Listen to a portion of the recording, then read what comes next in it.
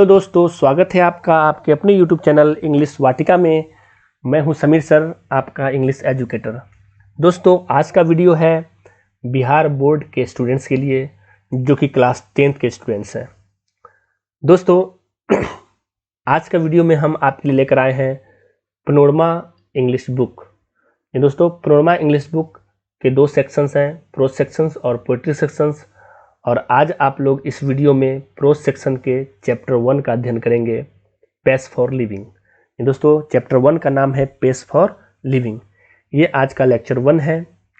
चलिए दोस्तों सबसे पहले हम लोग देखते हैं पेस फॉर लिविंग के ऑथर के विषय में, यानी about the author. Pace for living के ऑथर कौन है? तो the author of the prose pace for living is R.C. Hutchinson, that is Ray Coryton Hutchinson. जो ऑथर है पेस फॉर लिविंग के वो कौन है? R.C. हचिंसन, और इनका पूरा नाम है रे कॉरिटन हचिंसन। इनका जन्म 23 जनवरी 1907 को हुआ और मृत्यु 3 जुलाई 1975 को हुआ। He was born in Finchley, Middlesex, London. ये दोस्तों इनका जन्म फिंचली नामक स्थान में हुआ जो कहाँ पड़ता है? लंदन के मिडिलसेक्स में। He was a best selling British novelist. वे अंग्रेज उपन्यासकार थे। चूँकि उनकी उपन्यास बहुत ज़्यादा बिकती थी, सेल होती थी, इसलिए उनको अब बेस्ट सेलिंग ब्रिटिश नॉवेलिस्ट भी कहा जाता है। He married Margaret oven Jones इन अप्रैल 1929। अप्रैल 1929 में उन्होंने शादी की मार्गरेट ओवेन जोन्स से। दोस्तों उनके मरने के विषय में एक बात है कि he died before completing the last chapter of his novel rising 1975। उनकी मृत्यु जो हुई जब वो नॉवेल लिख रहे थे, राइजिंग नामक नॉवेल लिख रहे थे, तो उस नॉवेल के लास्ट चैप्टर को कंप्लीट करने से पहले ही उनकी मृत्यु हो गई थी। फिर भी क्या हुआ, राइजिंग वाज पब्लिश्ड। वो नॉवेल राइजिंग जो था वो पब्लिश किया गया सितंबर महीने में उसी साल, यानी 1975 में ही, and shortlisted for the Booker prize in November. और नवंबर महीने में उस नॉवेल को नामित किया गया, किसके लिए? बुकर प्राइज के लिए। तो दोस्तों राइजिंग नॉवेल को बुकर प्राइज के लिए नामित किया गया था। तो ये थी राइटर के विषय में कुछ बातें। राइटर ने लिखा है पेस फॉर लिविंग। तो पेस फॉर लिविंग एक एस्से है, और ये एस्से किस विषय में लिखा गया है तो चलिए देखते हैं अबाउट द एस्से, यानी निबंध के विषय में।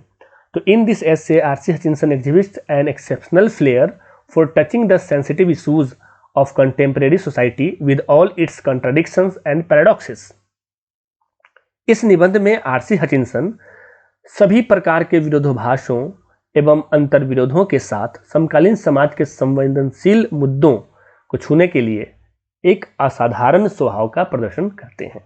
ये दोस्तों उस जमाने के, जिस जमाने में R.C. हचिंसन थे, तो उनके समकालीन सोसाइटी जो थी उसमें बहुत सारे विरोधों के बावजूद भी उन्होंने उस समय के सेंसिटिव मुद्दों का वर्णन किया है इस हिस्से में। और ये उनका एक एक्सेप्शनल क्या था? स्वभाव था, असाधारण स्वभाव था। The essay pace for living describes the agony of modern man. यह एस्से जो पेस फॉर लिविंग है वो वर्णन करता है आधुनिक मानव के एगोनी को, यानी पीड़ा या यातना को। ये दोस्तों अब आधुनिक मानव की पीड़ा क्या थी देखते हैं आगे। The author tales how the fast movement of main things and objects hertz the normal rhythm and exerts undue pressure on men, women and children.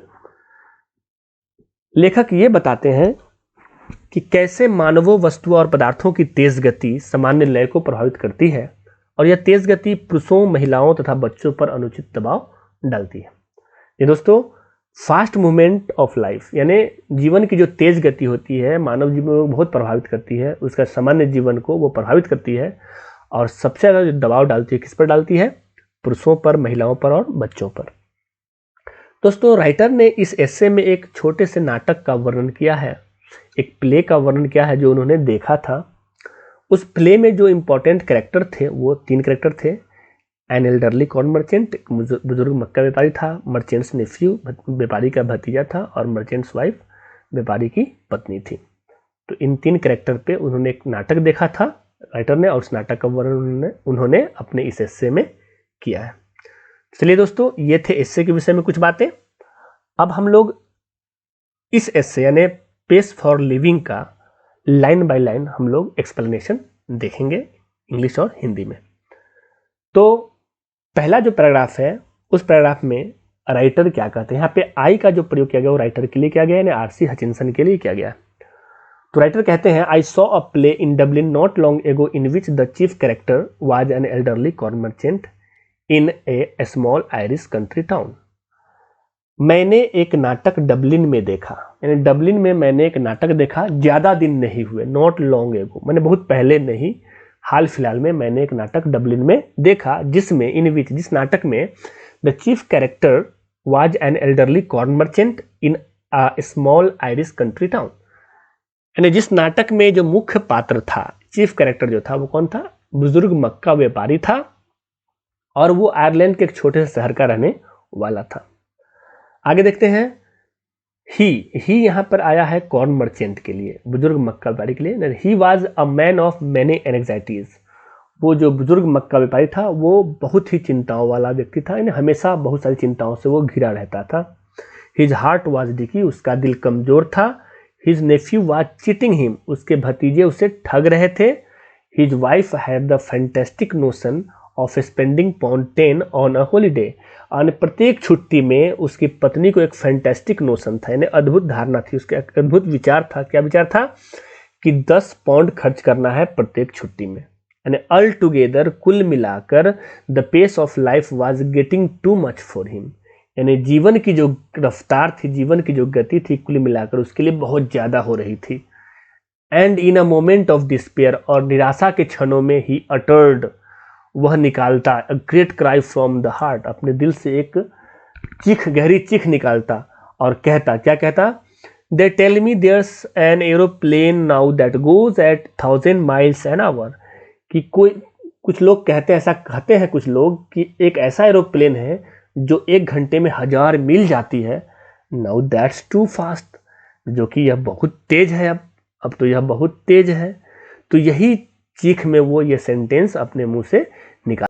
तो दोस्तों देखा आपने कि वो वृद्ध जो मक्का व्यापारी था वो क्या था, वो बहुत ही चिंताओं वाला व्यक्ति था, उसका दिल भी काफ़ी कमज़ोर, डिकी हार्टेड पर्सन था, और उसका जो भतीजा था उससे ठग रहा था। उसकी पत्नी का जो फैंटास्टिक नोशन था वो क्या था, £10 हर हॉलीडे में खर्च करना, प्रत्येक हॉलीडे को £10 खर्च करना, यानी कुल मिलाकर वह बिल्कुल ही इस जीवन की रफ्तार से, यानी वो निराश हो चुका था, और निराशा क्षणों में वो हमेशा अपने हृदय से एक चीख के रूप में सेंटेंस कहता। क्या sentence, they tell me there's an aeroplane now that goes at 1000 miles an hour, now that's too fast, यानी ऐसा कहा जाता है कि एक एरोप्लेन है जो 1000 मील प्रति घंटे की रफ्तार से जाती है, उड़ती है, और यह रफ्तार बहुत तेज है उसके लिए। अगला पैराग्राफ यानी पैराग्राफ 2 में देखते हैं, for me that was the most enchanting line in the play, यानी फॉर मी यहाँ पे राइटर बोलता है कि मेरे लिए, राइटर आरसी हचिंसन के लिए वह यह लाइन, जो लाइन वो बूढ़ा व्यापारी बोला, वो बहुत ही करामाती लाइन था, यानी बहुत ही आकर्षक लाइन था, सबसे ज़्यादा दिल को छू देने वाला लाइन था उस राइटर के लिए।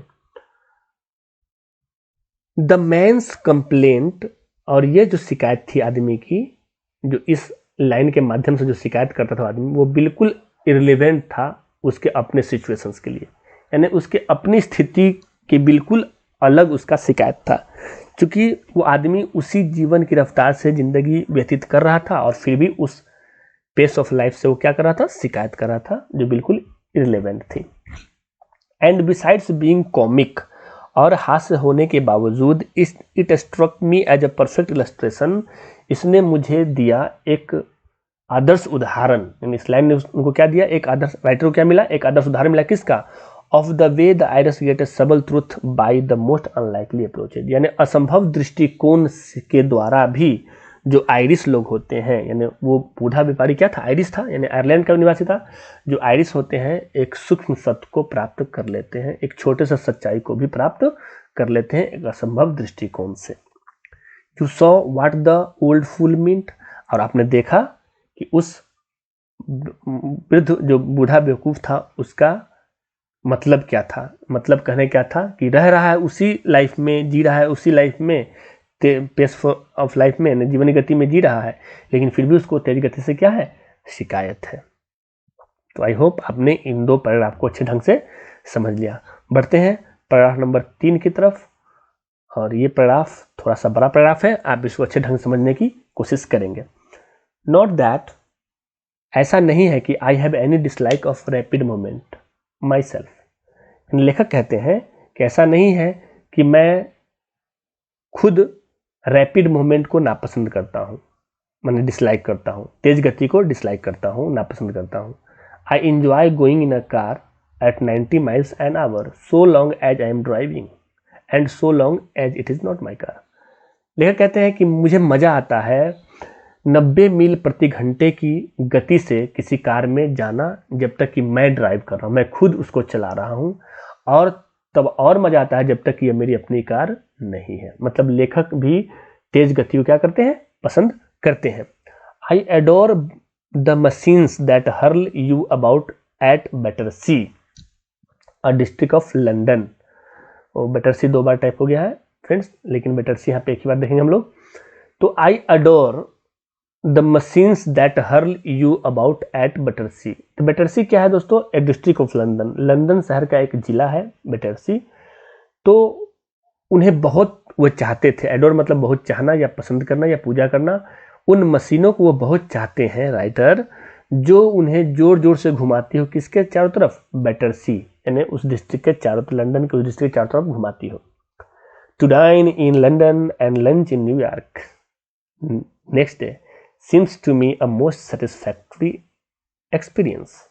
मतलब रात का खाना लंदन में और अगले दिन दोपहर खाना न्यूयॉर्क में राइटर को क्या करता है, बहुत सबसे ज़्यादा संतोषजनक अनुभव लगता था, अनुभव की प्राप्ति होती थी उनको। आई एडमिट, मैं मानता हूँ, इट एक्सक्लूड्स कि यह बाहर निकलता है all the real pleasures of travel, यानी यात्रा के सभी वास्तविक आनंद बाहर निकल जाते हैं। द सॉर्ट ऑफ फन, जिस मतलब यात्रा का जो वास्तविक आनंद, जो एक प्रकार का मजा होता है, वो बाहर निकल जाते हैं। कब, you get from a country बस इन समरसेट और स्पेन, जब आप स्पेन या समरसेट के किसी देहाती बस में चढ़ते हैं तो यात्रा के सारे मजे का जो वास्तविक आनंद था वो क्या होता है, बाहर निकल जाता है, मतलब कष्ट मिलता है। But it gives you a superficial sense of drama, लेकिन नाटकीय रूप से ये क्या देता है आपको, एक सतही मजा देता है, एक ऊपरी मजा देता है। इंटरनल एक मतलब सेंस नहीं मिलता है, लेकिन सुपरफिशियल सेंस मिलता है, मतलब ऊपरी ऊपरी मजा मिलता है।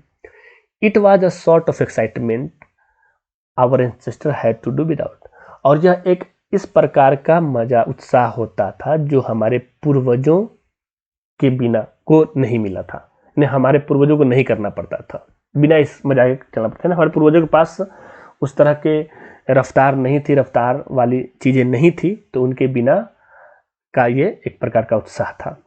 And we might just as well accept it gratefully, और हम लोग इसे कृतज्ञतापूर्वक स्वीकार भी कर सकते हैं। यह दोस्तों हमारे एंसेस्टर्स के पास जो गति की साधन नहीं थी, उनके बिना ही उनके अंदर एक प्रकार का उत्साह था, और इस बात को हम लोग कृतज्ञतापूर्वक क्या करते हैं, स्वीकार करते हैं।